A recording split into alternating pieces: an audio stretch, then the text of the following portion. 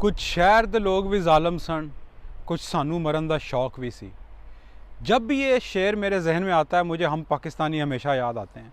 हमें ऐसी कौम बनते जा रहे हैं जिन्हें दुश्मनों की ज़रूरत ही नहीं है। खुद से इतना झूठ बोलना शुरू कर दिया हमने कि हमें अपने झूठों पर अब यकीन आने लगा। अगर आपको याद हो तो मैंने अपनी पहली एपिसोड में स्कैंडिनेवियन कंट्रीज़ और सोशल वेलफेयर सिस्टम समझाते हुए आप लोगों को बोला था कि आगे जो वक्त आने वाला है इसमें बहुत सारे ग्लोबल अलाइंसेस टूटने वाले हैं और बहुत सारे नए ग्लोबल अलाइंसेस बनने वाले हैं। इस वजह से ये बहुत ज़रूरी है कि हम इस वक्त बहैसियत कौम अपनी डायरेक्शन का तयन कर लें। हम लोगों ने चाइना की साइड ली है जो कि एक बहुत अच्छा डिसीजन है, क्योंकि हमारी मजबूरी है, हमारा वो हमसाया है और हमारा दूसरा हमसाया जो है एक सुपर पावर बनने के ख्वाब जो देख रहा है इंडिया, वो हमारा दुश्मन है। तो हम 7 समंदर पार एक अमेरिका से दोस्ती नहीं लगा सकते। और वैसे भी जो दोस्ती हम लोगों ने 70s और 80s में अमेरिका से लगाई थी उसका हमें क्या सिला मिला हम सबको पता। तो हम लोग गवर्नमेंट लेवल के ऊपर बहुत सारे इंपॉर्टेंट अच्छे डिसीजंस ले रहे हैं, लेकिन बहैसियत कौम हम लोग कुछ कंट्रीब्यूट नहीं कर रहे हैं। तो आज भी मैं आपसे कुछ फैक्ट्स और नंबर्स शेयर करता हूँ। जो अमेरिका के अंदर नशे के आदी लोग हैं ना, नशई, उन लोगों की मदद के लिए अमेरिका हर साल $65 बिलियन बजट में रखता है।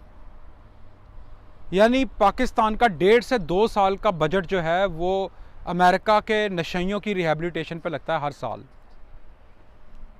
जो बाइडन ने आके जो अभी एक साइन किया है जो रिलीफ फंड जो कोविड-19 की वजह से लोगों को देना है, उसका साइज़ पाकिस्तान के 47 साल के बजट के बराबर है।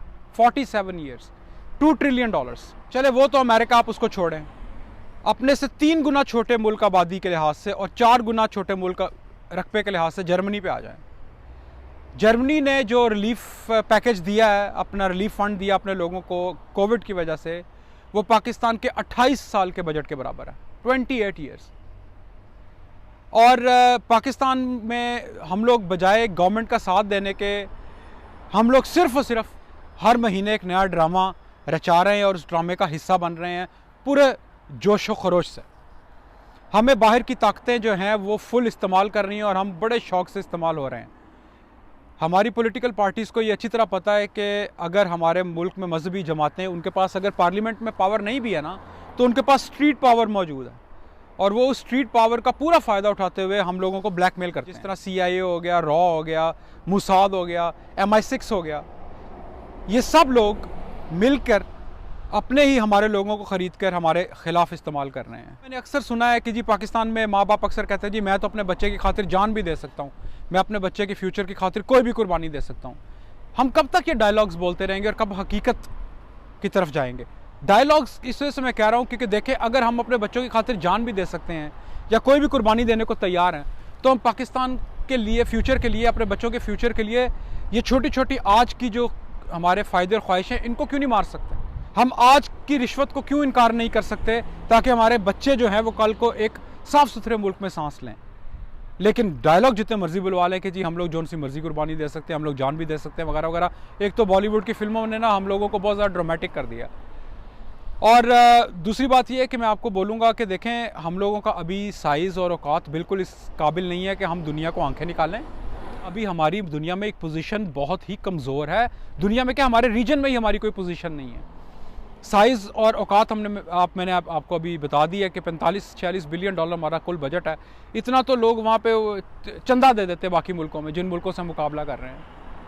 और मेरा मकसद आप लोगों को इन वीडियोस में जो है ये खूबसूरत व्यूज़ दिखाना नहीं होता। ये मैं सिर्फ इस वजह से करता हूँ कि मेरे काम की नेचर ऐसी है कि मैं ट्रैवलिंग करता हूँ, तो मैं सोचता हूँ कि चलो एक खुशगवार माहौल में आप लोगों से बात कर ली जाए, शायद थोड़ी कड़वी बातें कम कड़वी लगें।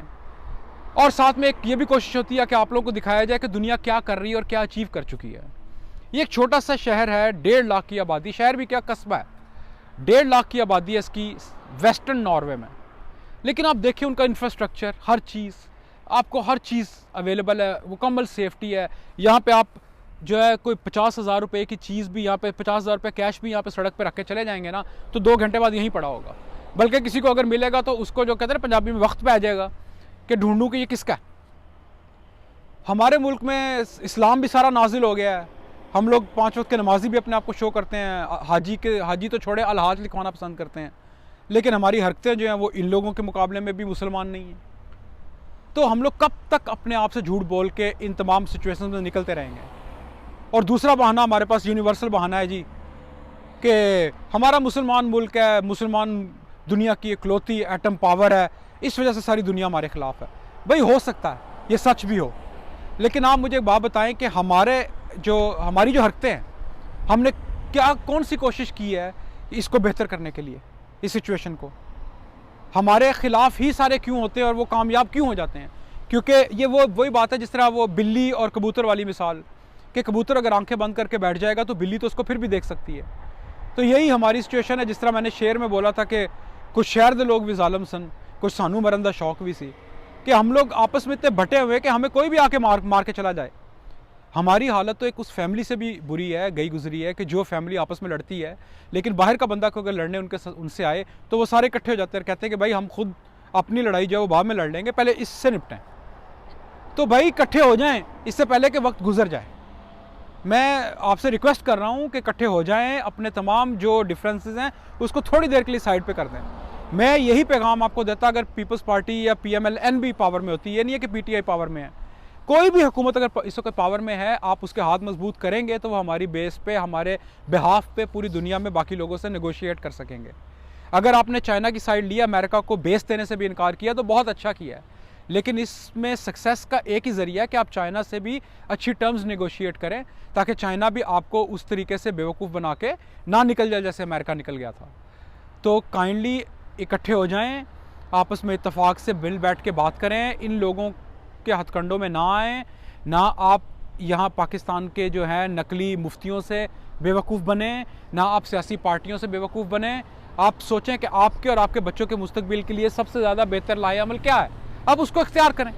जो मुल्क अपनी 45-46 बिलियन डॉलर की इकॉनमी नहीं चला सकता ना, जो मुल्क इंसाफ नहीं चला सकता अपने मुल्क में, वो मुल्क जो है वो एटम बम भी नहीं चला सकता। आपको एटम बम किसी ने नहीं चलाने देना जब वक्त आना है, अगर हमारे ये हरकतें हुई तो। एटम बम की जो धमकी और तड़ी जो है ना, ये तभी प्रैक्टिकल है कि जब हम लोग खुद एक कौम बन के खड़े होंगे, तब जो भी हमारे साथ निगोशिएट करने आएगा वो भी डरेगा। देखिए आप ईरान, कौन सा एटम बम है ईरान के पास, कौन से रॉकेट्स हैं ईरान के पास, लेकिन मजाल है अमेरिका आज तक सिर्फ उसको धमकियां देता है, कभी आया उसके दरवाजे पर, क्योंकि वो एक कौम बन के खड़े हैं। काइंडली मेरे इस मैसेज को गलत मत समझिएगा, मैं सिर्फ आपको इनकरेज करने की कोशिश कर रहा हूँ, डीमोटिवेट नहीं कर रहा।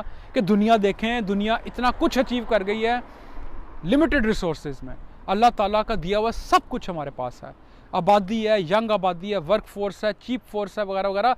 मुसीबतों से बच जाएँ, इकट्ठे हो जाएँ। अभी देखें आप GSP+ का नया डंडा हम लोगों को दे दिया है, कुछ देर पहले ग्रे लिस्ट का और ब्लैक लिस्ट का डंडा था। ये GSP+ अगर हम लोगों से इन लोगों ने ले लिया तो हम पहले ही जो कॉस्ट ऑफ प्रोडक्शन है उसमें बांग्लादेश, चाइना और इंडिया से कम्पीट नहीं कर सकते। अगर GSP+ स्टेटस हमसे ले लिया गया, यूरोपियन पार्लियामेंट ने जो कहा है ब्लास्फेमी लॉज की वजह से और जो हमारी तड़ियाँ लगाने की वजह से, उसका नतीजा ये है कि हमारी जो टेक्सटाइल इंडस्ट्री है और जो टेक्सटाइल प्रोड्यूस है, जो टेक्सटाइल प्रोडक्ट्स हम बेचते हैं, उनके ऊपर हैवी ड्यूटी लग जाएगी बाकी मुल्कों में, और कोई हमारी चीज़ खरीदेगा ही नहीं, क्योंकि ज़ाहिर है जो चीज़ वो 70 रुपये की खरीद सकते हैं वो 90 की हो गई। अब वो 60 की चाइना बेच रहा है या बांग्लादेश बेच रहा है, तो ऑब्वियसली वो हमसे तो नहीं लेंगे।